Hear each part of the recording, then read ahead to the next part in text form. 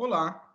Como todos sabemos, a pandemia de Covid-19 teve um impacto enorme no mundo e na América Latina, socialmente e economicamente. A crise vivida foi e é tamanha que o número oficial de mortes no mundo, em outubro de 2021, passava de 4 milhões. Além das mortes, a crise humanitária é muito séria. Posições do Banco Mundial indicam um aumento muito grande no número de pessoas em situação de pobreza. Quanto ao impacto econômico, os efeitos são diversos, desde fronteiras fechadas até setores que mudaram seus meios de produção para fabricar EPIs. Portanto, é absolutamente inegável a importância e a atualidade do tema. Foi nesse contexto que optamos por formular nossa pergunta de pesquisa, buscando uma relação entre a falta de preparo ou mau desempenho de um país na pandemia e uma queda maior no PIB. Esse mau desempenho pode ser indicado por exemplo, um número maior de mortes proporcionalmente à população.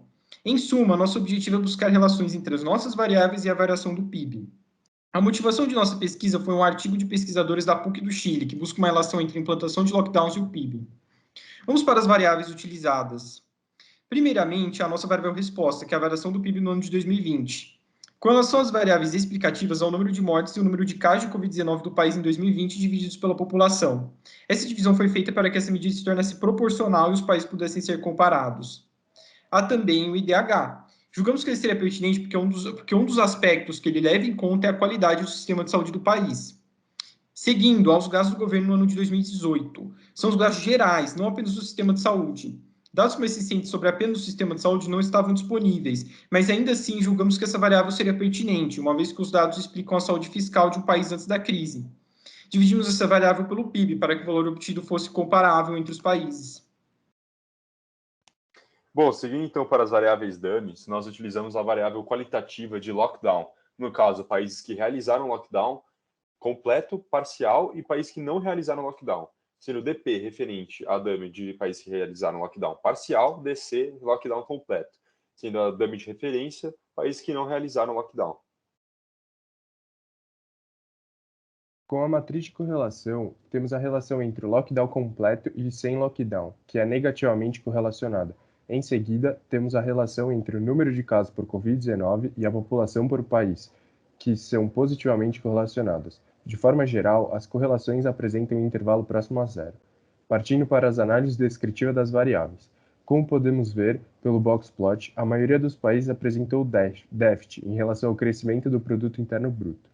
Já no número de mortes por Covid-19 dividido pela população, em 2020 observamos uma média de 0,00225% de mortes por população, o que representa um valor baixo de mortes totais em relação aos casos de população por país. O desvio padrão da medida é 0,05%.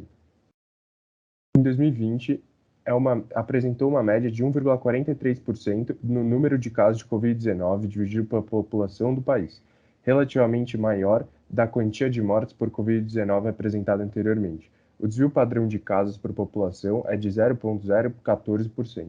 A partir da análise gráfica, fica evidente a presença de um outlier no box plot, que seria o Panamá.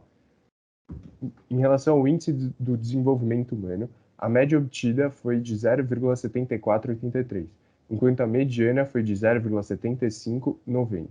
O menor IDH foi o do Haiti, que é de 0,51.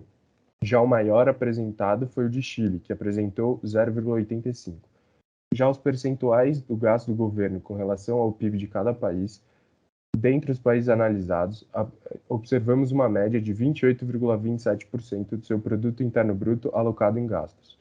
A grande maioria das observações se encontraram ao redor de 30% do PIB gerado com gastos. O desvio padrão na observação é de aproximadamente 9,1%. Bom, agora chegando nas partes de suposições e testes feitos na nossa regressão, começando pelas nossas interações. Como podemos ver, nós identificamos as seguintes duas interações. Bom, agora com as nossas interações identificadas, as variáveis dummies, além de todas as outras variáveis já selecionadas, realizamos o teste F parcial. Realizamos uma sequência de testes F parciais até chegar no seguinte modelo final. Seguindo agora para a análise das suposições, suposição 1. O modelo é linear nos parâmetros. De acordo com o gráfico de dispersão dos resíduos elaborado, é possível considerar que a regressão se comporta de maneira linear, como pode ser visto em seguida. Suposição 2. A amostra é aleatória. Os dados amostrais estão aleatoriamente distribuídos ao longo do eixo X na dispersão, como pode ser observado no gráfico. Suposição 3. A ausência de colinearidade perfeita. Observando o gráfico de resíduos, é possível ver a variação amostral na ordem das observações. Segue o gráfico. Suposição 4. A média condicional dos resíduos é zero. Com o cálculo da média condicional, ela fica muito próxima de zero.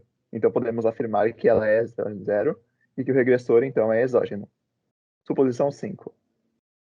Resíduos homocedásticos. Para isso, elaboramos uma análise via teste de White, com a hipótese nula, sendo que o modelo apresenta homocedaticidade, e a hipótese alternativa heterocedaticidade. Com um p-valor muito baixo, é possível concluir que a hipótese nula é incorreta, e, portanto, há heterocedaticidade nos resíduos do modelo. Os resíduos, então, são heterocedásticos, e o grupo, então, trocou os resíduos para erros robustos. O gráfico dos resíduos padronizados também pode servir para exemplificar a heterocedaticidade. Para a suposição 6 de normalidades de resíduos, o grupo realizou o teste de Arquibert, assumindo que a hipótese nula se refere à normalidade de resíduos e hipótese alternativa em que os resíduos não aderem a uma distribuição normal. Com o teste de Arquibert, o valor P obtido foi alto. Desse modo, assume a normalidade dos resíduos. Logo, a suposição 6 é válida. Além disso, também foi realizado o QQ-plot. Neles podemos identificar a normalidade dos resíduos. Seguindo para a conclusão, o grupo realizou análise dos resultados por meio das médias do crescimento do PIB entre países com diferentes tipos de restrição. Primeiro realizou o teste de variância e depois o teste para a média, assumindo na hipótese nula que as variâncias e médias são iguais e na hipótese alternativa o contrário. A conclusão para essa análise foi de que as médias entre os países com diferentes tipos de restrições são iguais. Então, como conclusão, podemos tirar que o modelo cumpre com as suposições, cumprindo, então, com a sua função de modelo. Todavia, temos um R ao quadrado baixo e, como acabamos de falar, independentemente do valor das suas variáveis, os resultados, em média, são parecidos. Julgamos que, então, o modelo é ineficaz, provavelmente porque, em 2020, o PIB sofreu, de modo geral, um grande déficit nos países da América Latina. Bom, esse é o nosso trabalho. Eu queria agradecer a atenção. Até então.